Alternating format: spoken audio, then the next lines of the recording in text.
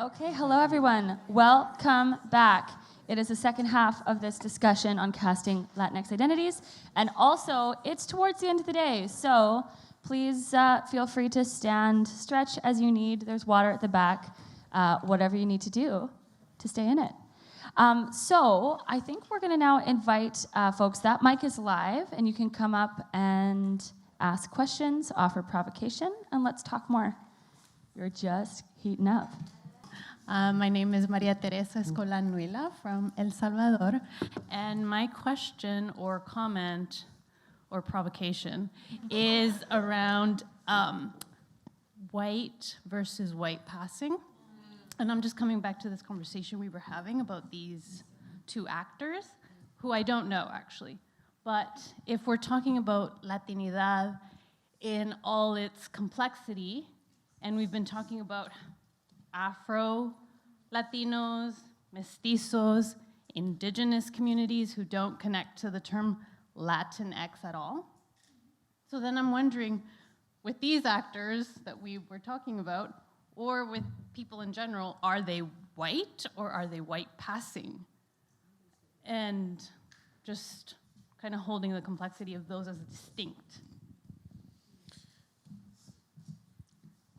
I think it has to be framed around that you mentioned it earlier, that it's all in the context of us being in North America, right? So here they're white passing because in North America someone else is labeling them as a Latino, and because either they have an accent or maybe they don't, or their last name sounds exotic, you know what I mean? And that's what I think. I think it's different if they were to go there. As someone earlier said, in Latin and South America, they're white, and so, but here they're white passing because someone has labeled them as another.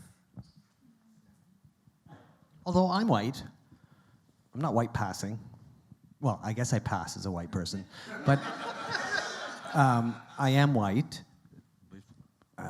That's just a fact. So I'm not quite. Yeah, I get the distinction, but just to put that out there. But that's what I am. But isn't it that most people in Latin America are a blend, a mix of the indigenous and the colonial and the Spanish? We do. Yeah. There are. We also have to talk about classism. Class. Yeah. You know, class is class. You know, racism is not everything. Classism is, you know, and whites in Latin America, you bet there are. And classism and high class, and they are the ruling class. And they are white. And they are white. And they can trace their blue blood. But we're also, you're absolutely right, but in my case, for example, and lots of folks in Argentina, we're not the elite. We're not the ruling class. My family's working class. And there are lots of us. But you're absolutely right, class enters into it absolutely. It's a really complex discussion because of this, I think of this umbrella term and what you were talking about earlier in terms of this image of what the Latinx looks like and so on. So I could never get, like in film and television, you know, I might get called in for a part because my name was weird, but once I showed up in the room, they were like, who's this guy? Like, he doesn't look like a, you know, cholo with the thing and the, what it's like, and he doesn't sound like it, and he's all wrong, right? So, because that's the image. That's what's supposed, or that's, you know, that's a very stereotypical mainstream film and television, when there was such a thing. That was what was operating, but it's this messed up thing that cuts many ways. And class is hugely important because I may culturally identify, you know, with certain things, but my class experience is completely different than some of the things I'm supposed to be able to represent, or conversely, right? So. And class is something we don't talk about enough, I think, especially in the professional theater, and that's where most of my comments come from. You're working in the professional sort of legit or art theater, whatever you want to call it, but that class is invisible. Talk about representation, like the lives of working people, forget it. Like, and actors who actually come from that background, which I think speaks to some of what you were saying about access to training and so on, and even in terms of like seeing that as a viable career as something you could actually do, to make a living, with good reason. But anyway, I'll just shut up. Well, and I want to just be a bad moderator and insert myself in the conversation using my white passing privilege. Here it is. That there's also intricacies to that, in that, like, my experience as someone who is white Latina who grew up in Canada is different than other people's who are white passing but have a different lived experience, different cultural experience. That there's so much nuance within that is impossible to talk about when we're working strictly through a gaze that sees no difference between all of us. I think exactly, and I think it speaks to, it depends who's looking. Like in Mexico, like my mother is from Spain. She's from Catalonia. She's not Spanish. She's Catalan. My like all her family, all her blood. My father is Basque mixed with Cora from the Cora tribes, the indigenous people in Nayarit in Mexico. So he's full mestizo. I'm mestizo. I'm from Mexico. My identity is from Mexico. I'm from Mexico. In Mexico, I'm looked, because of the way I look, more as a Spaniard, more as a conquistador, because of the way I look. Once they talk to me, they're like, "Oh no, you're Mexican, you're good." But when I came here, people treat me here as an indigenous Mexican, which in Mexico they would never, ever treat me like. So honestly, it depends who's looking and where you're standing and from what point of view you're being treated as. So, and in a way, I am all of those things. I am, and so it depends on the responsibility you take within yourself. What parts are you gonna own? What parts are you gonna honor? How are you gonna carry yourself within your practice, within the world, within you as a human being, and who are you? And that's for you to figure out and to understand and to honor, I think. Friends, come on up. Hi, I'm the famous Alexandra Lengfiesta. I think for me it's important, just through my own experience, the difference between white and white passing in North America. By saying white means that I came to a North America where there was a system that worked for me or in my benefit, and it didn't in many, many ways. And then it did in other ways, and that is the privilege that I have of, and I think of being white passing, and I think privilege comes with a huge responsibility. And right now, I might be wrong, but I think I am the only Latina in Stratford, and this year Juan is not gonna be there, Rodrigo is not gonna be there. And with that, I know I carry a responsibility of being vocal and being a very present Latina voice in that company, and teaching Latinx dance classes, which I did all of last year. Carmen saw it last year. And it's important, I think, for us to also start recognizing the privileges within our own Latinidad and the range of what Latinidad is. And it's important for us, I think, to talk about it. Yeah.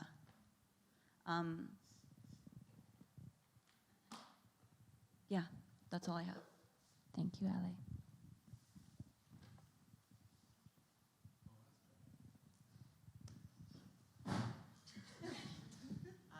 My question is for Mercedes, but I just want to touch upon some verbiage that you used, actually, Guillermo, with regards to saying that if you are for up-and-coming, emerging theater artists who may be ill-equipped, theater's not for you. I completely disagree with that, and I'm coming from a place speaking for the youth that I work with. And if we're looking at and I apologize if I'm mansplaining to all of us here for any of this, but if we look at the educational system, which is systemically racist, and I do still work with the theater school that I graduated from and things like that, so it's coming from there. We need to address the education system and the educators, the people who actually allow people to go and train in theater. And in actually any arts practice or in any schools. Because if you actually look at that, if you look at the administration there, it is still seen through a colonized, systemically racist white lens. So a lot of these other new immigrants and all younger generation artists coming up, they only really have, if from my experience working with some of them, I don't want to label or, but from speaking to them, if they have the family support to go to extracurricular types of arts events to get that training, and very few don't, they don't have the means. So when I hear that being said by someone who is in the professional lens and looking at the younger generations coming up and going, oh, you don't have the proper Western view of how we dictate what an artist should be like, I think it does a disservice to the future generations coming up, because a lot of what the conversations had that I got out of within this and what this entire Coyuntura is giving is confidence for us to stand our own ground and to tell our stories. And I know you don't really like that word, but it is to tell those things, right? It's an ancestral thing. So I think reframing in decolonizing ourselves and reframing even our language or the way that we look at our artists coming up, I think is an important thing to do. So I think it's actually our systems that are failing our students and are failing our future generation of artists. And I think that theater right now, the way we're looking at it, is ill-equipped for them, not the other way around. So I really want to, I just had to, I'm beholden to my youth there. But for Mercedes, the work that you're doing with regards to immigrants and hiring new immigrants and things like that, I'm very curious about that, because I still have a lot of theater creators and things like that who are not legal, and they've actually not been able to get work because of that. So how do you actually, in your company, work around the people who aren't documented here? And I hate using that verbiage, but how do you get around those barriers? Well, it's difficult because Puente is a professional company and we are fully under the equity and we do the CTA, and so we have very strict protocols and rules in terms of who we can hire and who we can't. We're a member of PACT, so we can't, and I can't hire anybody under the table, because then I get in trouble and the company gets in trouble. So I also need to honor that. Now I'm able to train them, I'm able to give them opportunities, volunteer opportunities. I'm able to spend time with them, and I do a lot. We do dramaturgical stuff with them. I invite them in the room for them to be near the process as much as I can. But when it comes to giving them a role, what I often have told them is, if you can get into a job, try to get a work permit of some kind so that you can do that. But with illegal immigrants, it's very difficult, because we can't, as a professional company, we cannot hire them. So we give them space and opportunities for them to train and to come on board as helpers, as allies, as people who are hopefully one day able to, and I help them a lot with immigration processes. So a lot of people that are coming and that want to stay in Canada, and I spend a lot of time with them trying to help them and pointing them to lawyers, explaining them the process, how to get into Canada, et cetera, how to go about it. But I can't break the law, and I can't expect the company to break the law for them, because then I would be doing a disservice to all the other immigrants, because then there wouldn't be a space for them to work in. So it's a responsibility that I have to do things correctly in the framework that is given to me. Is there anything that can be done with regards to like writing recommendation letters and things like that? Oh, and I do tons of those. And I've been sitting on, and I go and I take them to and I translate for them many times, and I write many translation, all the letters, and I go and take them always to the immigration lawyer that I had. And Alexandra is one of the examples. I took her to my lawyer, et cetera. Like, I've helped so many immigrants that wanted to stay in Canada find a way to do so, but that is legal. I can't encourage illegal activity. Guillermo, did you want a chance to respond to those comments? You didn't get it. Sure, yeah. I'll just say that I may have, speaking on the spur of the moment, may misspoken, but I don't think I certainly didn't mean to say that theater isn't for you. I mean to say that if you're coming to audition for a role in a particular play in this kind of theater, there are certain skills required to do that job. And if you don't have those skills, you can't do the job. I cannot hire you. You're going to look terrible. It's going to be a colossal disservice to you as an actor and to the show and so on. And you're absolutely right. Schools need to, rethink what they're for, who gets in. And, that's a conversation that's been ongoing in many ways. And like all of these conversations, they get taken up at different levels. And we can point to X school and say, okay, they're still 30 years behind. And we can point to Y school and go, they're not, they're kind of catching up a bit. They've at least opened, they're doing this or that.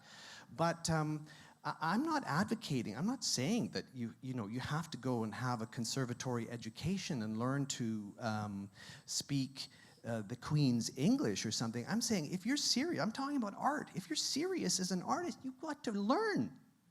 You've got to practice. You've got to get some chops. Whether you're an actor or whether you're doing sand painting or whether there are skills involved, there are traditions, there are things you need to know and that you need to work with and that you need to develop. And I'm not saying that, so therefore you will become so-and-so at the Stratford Festival, or you will become David Hockney or whoever.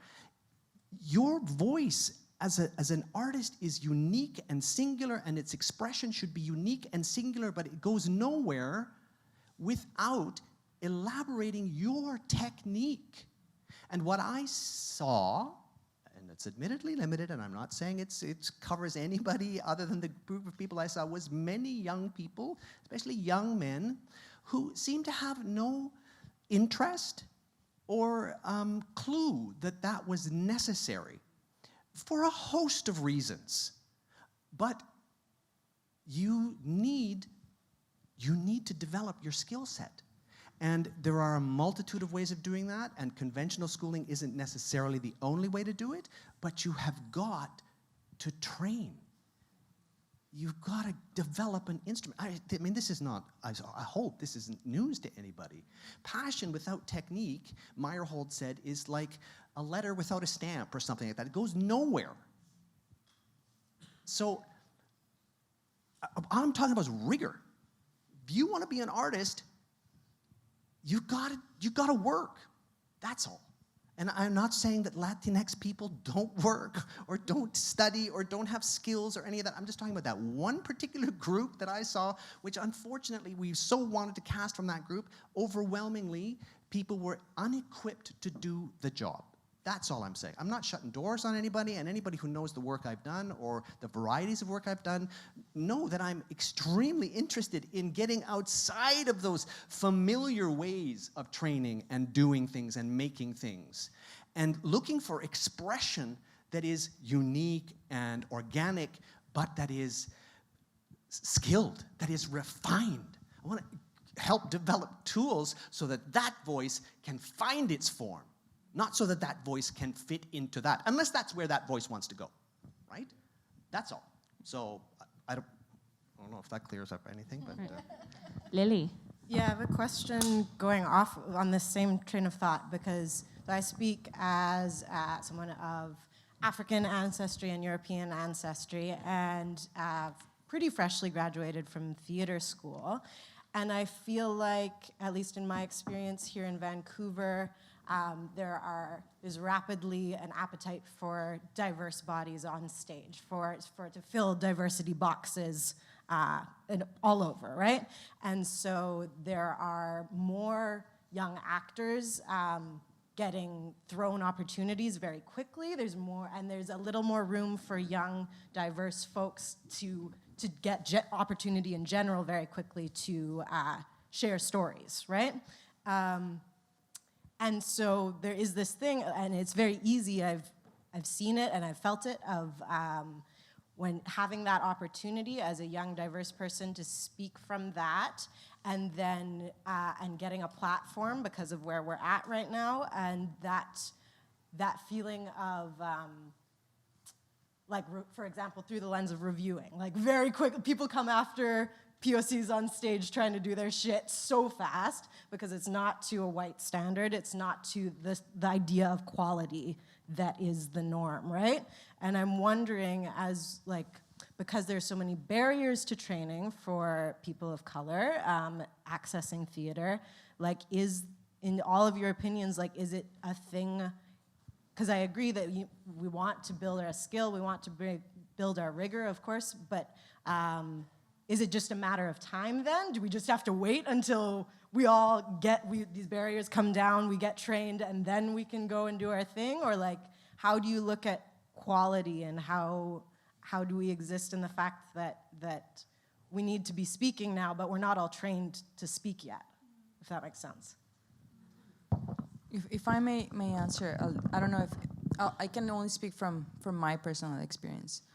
And as an immigrant to Canada, as someone from Mexico, and someone knocking in the door of Canadian theater or Canadian arts practice, I had to start somewhere, and I've had to build my own art form and my practice and my rigor, and I've had to get better and better and better, and I wasn't, I'm still gonna and continue, hopefully, to do so until I no longer do this. And the times where the doors were closed, it's because I wasn't good enough yet, and I can recognize that. And when I kept at it and kept at it and kept at it within myself and finding other solutions, or even reading a book, or whatever it is that it was that I found ways to make my practice better, and then I tried again, the door opened. So it's also, yes, there's a lack of opportunities and access, absolutely. I'm not trying to erase that. But it's also our responsibility to keep working at it and keep working at it, and don't expect the door to just fling open when you're not ready, or when you're still not at the place where it's your best, or you're ready to, like, fly. And we should always understand that there's always room for improvement. We're always gonna learn. We should always be students until the day we die. And there's always moving forward. And there's always gonna be doors that are still closed. And that's, in a way, beautiful. Like, I strive to open those doors, always. To me, if all the doors were already open, then what's the point? Then whatever, then I don't do that anymore. To me, it's a challenge. It's like, that door's open, okay. What am I gonna change within myself to help break that open? And then I work within myself. It's what I can do at this time to help break that door. I don't know if that helps. Education is power, right? If you empower yourself with the education and the training and the rigor, as Guillermo said, you can stand stronger. You can challenge. Like, if you go to a theater school that is steeped in a colonial practice, and you're learning Stanislavski and Meyerhold and Grotowski, who are very, colonial ideas, and the Western European idea of what theater training is for actors. But you're placing yourself there, and that history is important as an actor because it's what came before, and then you can challenge it, right? You can challenge it and say, hey, what about, a Latin American way of approaching, like, the Colombian collective creation, or like learning and then challenging, but the practice is important, right? Like, if you want to learn how to play the piano, you have to practice every day. If you want to become a good actor, you have to practice every day. And practice could be, or playwriting. Like, you could, like Nancy, who was doing the workshop, she's a self-taught playwright. She's incredible. She taught herself, and she had mentors, the community, like using people from within the community, people who you aspire to be like or respect. Learn from them. Like, the education doesn't have to come from an institution. And like, I had that institutional training, and I'm so happy no one saw like the first 6 shows I ever did, because they were garbage. Like, you know what I mean? Because I was developing the rigor and the practice, right? And as much as I wanted to kick at the wall, be like, well, why isn't fucking Colin Thomas coming to my show to review it? And I'm like, well, I'm glad he fucking didn't, because he's already harsh enough. And then so now that I'm coming up and I'm like, okay, this show's gonna be in the public eye, and I'm shitting my pants. Because I hope my rigor is there, and I hope, and that fear is going to drive me to be more stringent with myself so that I can make that room for my actors ready and make sure they're going to look good and that my designers' designs are going to look good. And then to speak to like the lazy, like not saying that the lazy, but the ones that didn't seem to put the practice in, it's because there have been more male roles. So they get cast if the diversity thing's there, and they get in, and so they don't have to put as much. So then the women who have been fighting for the fewer roles are training harder, but less of them are getting on stage. Yeah, they're always in class, but then the male gets in there, and because there's more roles in the play that the school casts, so then it's easier for them to get that practice on the stage to put the training into practice. So there's also a disparity of roles on stage.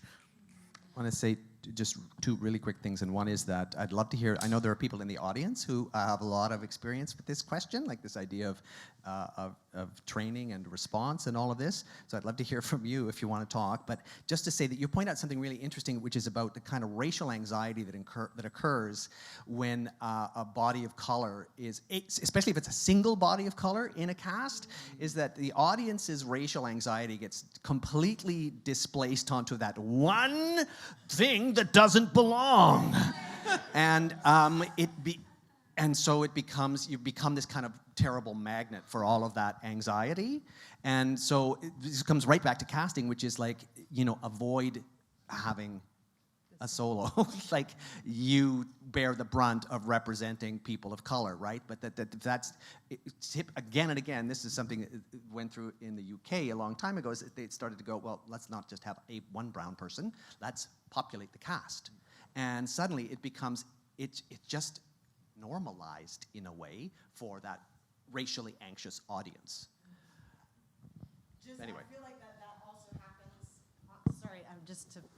I feel like that also happens on a larger level. Like, once you build that cast that is all POC, then the racial anxiety goes to that whole show, right? And so is it just about like building enough community that we can bolster ourselves while you're doing, like you're saying, Pedro, like the 6 shows that are shit, but you're getting like extra shit on potentially because of being a person of color creating that, right?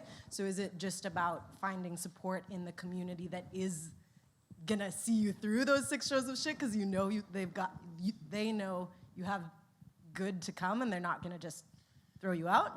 My hardest critic is Derek, and he kicks the shit out of me every time I start a project because he pushes me to be better. And it's because he's my brother in the struggle and that shit. And so like, I can take it from him because I know he's pushing me to be better, and I'm not being the lightning rod of the racialized thing. He's going like, no, fucking try harder. Don't be fucking lazy.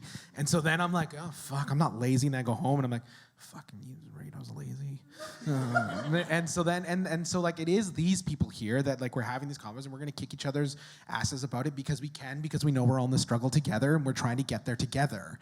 And so then this is why we need to be harsh with each other, because then we're gonna move together forward. And something Guillermo might say would ruffle me, and Mercedes ruffle me, and Marilo ruffle me, and I'll be scared to say something, and I'll say something and think about it for 6 weeks later. But we get to say it together, at least here today, and all those things. Those people I look up to, so Good. Alan's going to start moving around with the mic, so if you don't want to stand up and come all the way to the front, you're going to get to speak. Please. It's a couple of reflections on why it is that young guys can come in on that unprepared level. I think film and TV did that in the Indigenous theater community, that there was a time when everything kind of exploded and there were all these stories that needed Indians, and anyone who could walk across the set became an actor instantly, right? On the other side of that, after that, that's maybe 80s, early 90s. After that, people started going into mainstream training institutions. People started getting hired here and there on the fringe at Stratford and Shaw. And that training can also render somebody ill-equipped to do Indigenous theater. Because you are within the parameters and the strict expectations of the colonial cosmology, which is normalized and invisibilized. A lot of those things that we learn in how to make a play. I mean, I didn't even know it, but I worked with a white dramaturg for a number of years, Rick Knowles, who was having a hard time getting used to everything in Kuna culture being in the duality of twos and multiple twos. He kept looking for the threes, because he was trained in threes, right? But the three is the Holy Trinity. It's the Father, Son, the Holy Ghost. That has nothing to do with the stories that I tell. So there are many ways in which it is crippling to be trained in the so-called rigor of Eurocentric theater. So. I like rigor. So there's something that I want to say. Institutions have a real problem because they tell you that you graduate and you are ready. And you are never ready. I will study until the day I die. I look at this great artist right here and the way that you work. When we're talking about Latin America works. And they're training all the European traditions. Let's not us be mistaken by that. All the European traditions. Most of them have been ensembles, which means they work every single day. There's not missed. They're ensembles that train from 7 in the morning on, and that's how they work. The rigor and the training of those actors. So what I'm saying is, this is the beauty. This is what we do, and we know what it takes to do what we do. And as we age, we know it's gonna take 3 times longer for you to warm your voice, warm your body, your mind. People know me, I love wine. I don't touch a drink 2 months before because I don't even smoke anymore. Well, sometimes, but, but not if I have an hour and a half on stage.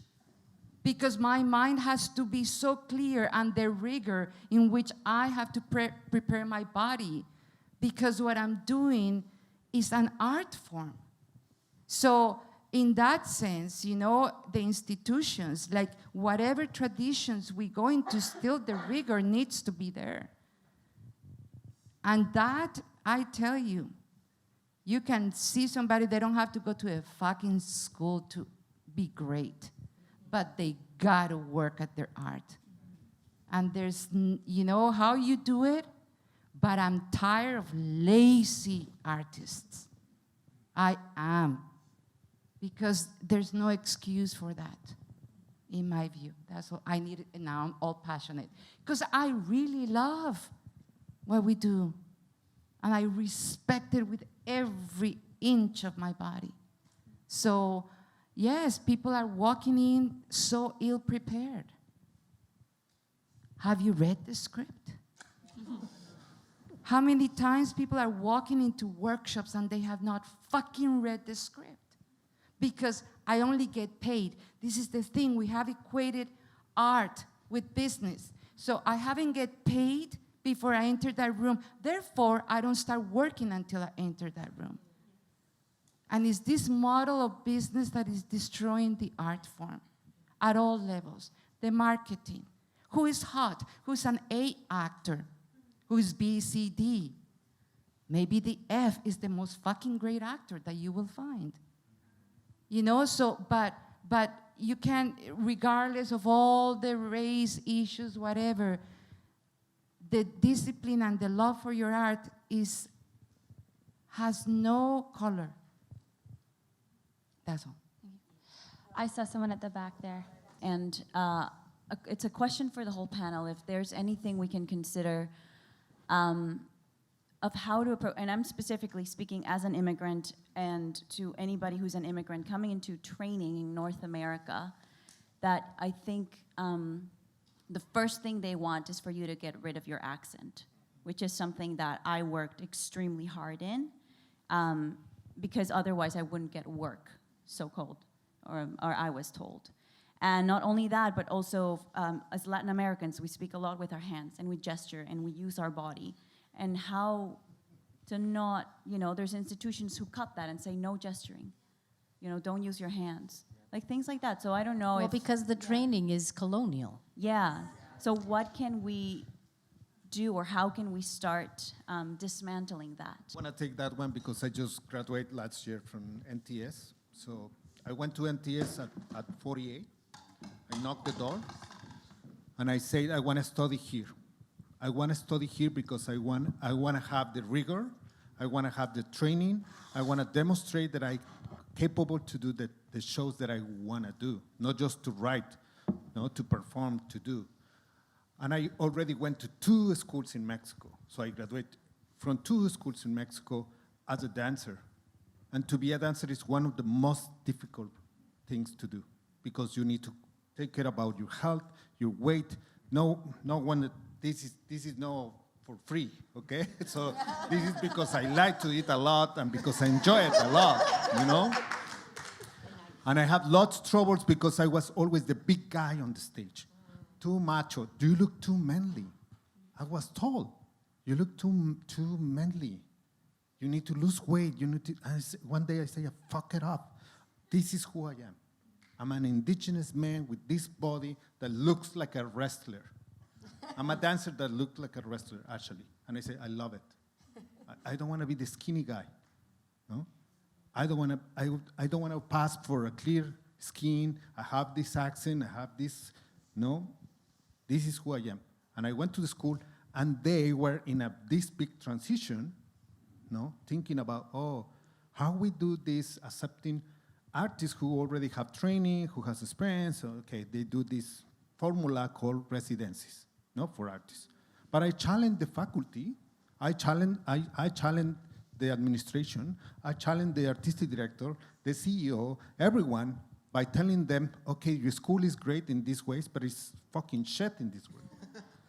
No? How you're telling, coming from an experience as a dancer, as a choreographer, working all this, and we still have these movement classes that looks like, come on, Laban? Yes. In England? Yes. But how you tell artists to connect with the floor, which is the most basic thing? We're not getting the basic things, which is reading the scripts, getting the things in parts. So our role also as an artist is to challenge institutions, having conversations with faculty, having conversations with them, exchanging points of view about, okay, European theater or other kind of theater, you train in this way. In my culture, we train in this way, In my culture, I connect with land in this way. How you connect with the land? Just tell me. By doing exchange with the faculty, by exchanging things with other students, but having conversations with the French students, because that school is weird in the way that, okay, French students, they sit in this way in the dining room, and English students, they sit over there. And I was sitting with the French students. I don't get a clue about what they were talking about, but I say, okay, your food looks good, but tell me more about what you do. No, I don't want to talk in English because English is not my first language. It's not either my first language too. Who cares? You have an accent, I have an accent, so let's talk. Let's have a conversation. I went to see every single show in French, because I want to see the aesthetic. I want to see the bodies. I want to see the actors. I want to see the designers. I want to have everything. So I went to all the shows. I went to see everything.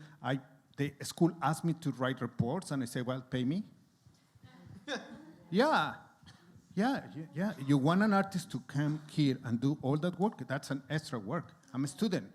I'm not faculty. You want me as a faculty, you pay me. Okay? You have to work 3-4 times as hard. Yes. So, and plus you have an accent, and you have to fight that accent. I was taught by the school that you need to reduce their accent. I said, well, you need to increase that. You need to put a faculty member who teach all these kids that, or the majority that don't, English is not first language, how to do that. Otherwise, how you can ask me to do that, Yeah, why? And we need to work really hard. I know. We need to work 3 times more, to get that. But I really believe that education is something that as a society we need to build. It's not just the faculty, it's not just the school. We need to challenge the institutions, we need to make pressures, and we need to also demand, but also we need to work really hard. Some days I was the first person in the gym, and the students came and they said, "You're crazy." "Oh, because you don't train as a dancer. Dancers, we need to write 2 hours before the rehearsal start just to get ready for the choreographer to write and say, get it." You know? And they were like, "Really? Yeah." I go, "Come on." And the dancer, and the rehearsal is done, and everyone left, but the dancer is still in the room, stretching. I know, it's crazy. That's what I'm not doing anymore. I'm too old to do that. Good. Too fat, okay? Also, but it's still that part is super necessary. And the other thing, I was the only Latin American artist in the acting, directing, or that kind of thing, you know? And the other 2 Latin Americans were in the design, program. One girl from Colombia, but actually 2, one in 3rd year, one in 1st year, but no one else from Latin America. I asked so many people that I know in Toronto, go to the school, knock the door, go, they are going to give you the opportunity. But you know what? This is what is pushing people back. This, because it's super expensive to be a student in this country,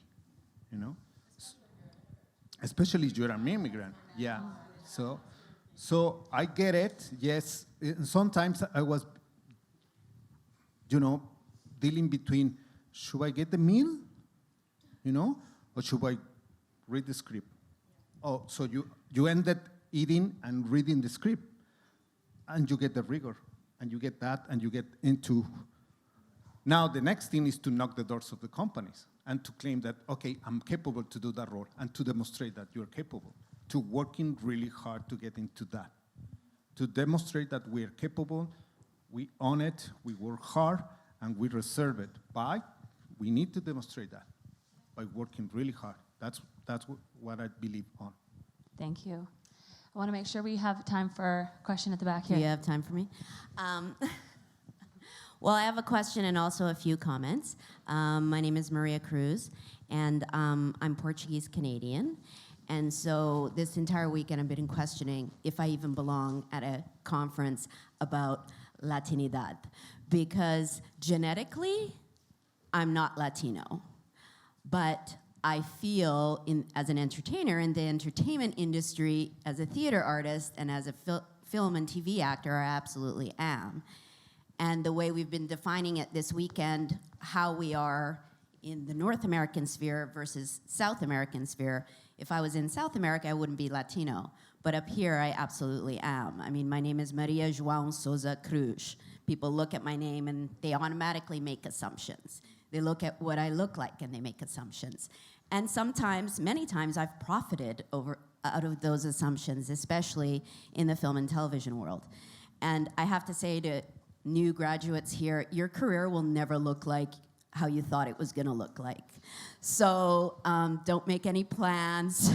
make goals and keep working and have that rigor, but it's just not going to look like how it's going to look like. And I graduated from UBC in 1997. The other question, I have a particular question for Mercedes and the lovely Chilean lady beside her whose name I've forgotten. Marilo. Yes.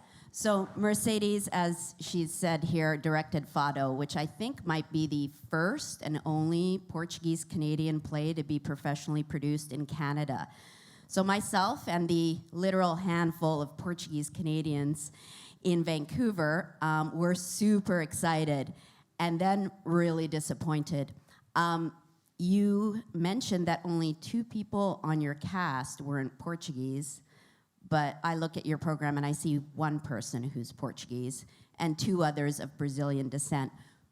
And because it is such a specific story about the Portuguese-Canadian immigrant experience, and so specific, there were a lot of parameters around it, casting people who were musically inclined, etc. But somebody else mentioned the sadness one gets when one sees something about their specific culture and you're really not represented. And as much as we were represented, we also weren't represented, and I just wanted to say that. But I want to reconcile it for myself. Where do I start to cause the controversy? Because I absolutely have respect for who's best for the role. And I'm absolutely, totally okay with rejection. Full disclosure, I auditioned. And that's fine, but it would have been great to see people up there who were actually Portuguese Canadian. Maybe those people weren't out there, but how did that feel as a Mexican Canadian immigrant to take on such a specific story of another culture, and how did that feel? And I know that you went through all of the rigors that you did go through, and I would also like to hear how other people would cast such a show. I also want to ask you, I was surprised when I asked you this weekend, did you go see the show? Yeah. And you said no. Yeah. And I hope that I really hope that you would have, because I think that then we could have a real conversation about, do you think you were really represented or not? Because I don't think it's fair for you to say I wasn't represented if you didn't see the show. And I believe that the people who played the role, and the role that you were going after, and the first role that you were going after was played by a Brazilian. Yes. And the other role was played by an Italian. Yes. I really hope that you would have seen the show, because I would love to have that conversation with you as a Portuguese, or as a person of Portuguese descent. Sure. Tell me how we got it right, how we didn't get it right. I would love to hear that opinion, and I think it needs to be a conversation that needs to be ongoing. I think that when a director is casting, it's not just about that particular role, it has to also be part of the ensemble. And I think that was a big part of why that role went to the other. Oh, absolutely, and I'm not. It's not just about that and the particular talent of that particular. It's about the ensemble and how they're all. There are so many elements that you're dealing with in terms of casting that role. But I ask you, why didn't you go? That was my silent form of protest. But instead of, well, I have to say that if one compares it to the other play that created, Caltac, that's been mentioned twice at this meeting, which I can mention, or Carmen can mention, which was Motherfucker with a Hat, which didn't go on at the same venue, at the Fire Hall Arts Center, because of the bravery of... It did happen. No, the first time it happened. Yeah. It didn't happen with the remount. Oh, the second time, yeah. Yeah. So it happened the first time, and that's where all the controversy was caused. But there was one person, and it was a fantastic show, but still people were up in arms that their culture wasn't reflected. So I think there's a valid point to be made. I absolutely agree with your point. It was a spur of the moment decision that I didn't go. I absolutely wanted to go, but there are some shows that are so close to your heart that you can't watch them, and that's how it was for me. Yeah. I know we're almost done. Oh, shit, sorry. Yeah, so I just wrote Anywhere But Here, which just closed yesterday. The only Chilean person involved in that entire production was me. And I know, right? And the main, and the four main characters are all Chilean. And the lead male character was played by a Pakistani Canadian actor, right? And speaking of rigor, Guillermo, I think you and I can relate to this, right?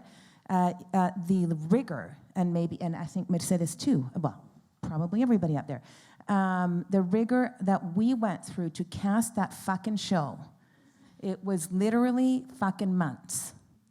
And we went through every single possible, thinking always of the ensemble. We have 9 people, right, that have to be on stage. These are all the different roles they have to play.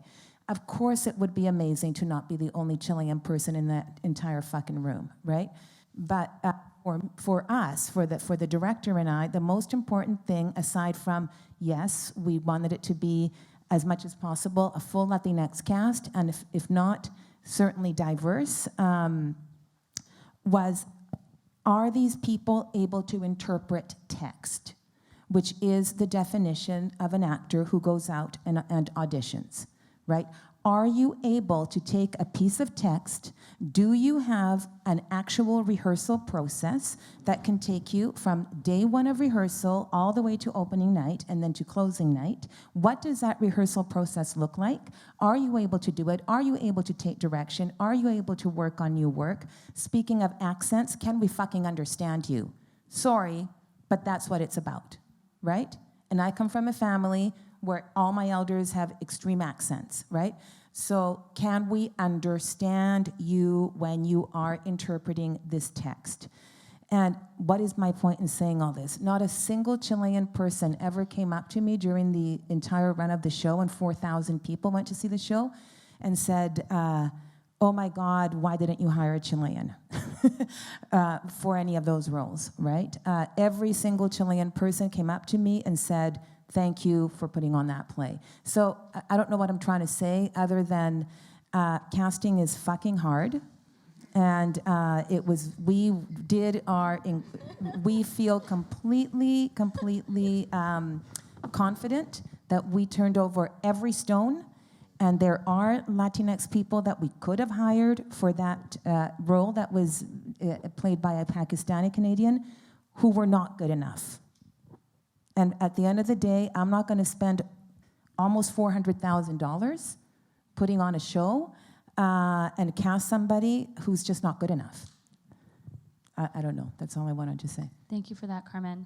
So we need to start wrapping her up. But I think it's so interesting that over this very adventurous 2 hours, I feel like we're getting such a picture of all the things that are connected that our craving for specificity in casting and experience is related to training and is related to definitions of rigor, is related to what performance practice is up here in the North. And what I'm hearing so strongly from all of you beautiful panelists who spoke so beautifully and this wonderful vocal audience is that we want to work together. We want to push each other. We want to open doors for each other. We want to be accountable to each other. And if there's anything that I know about Latinx identities, it's that. So thank you guys.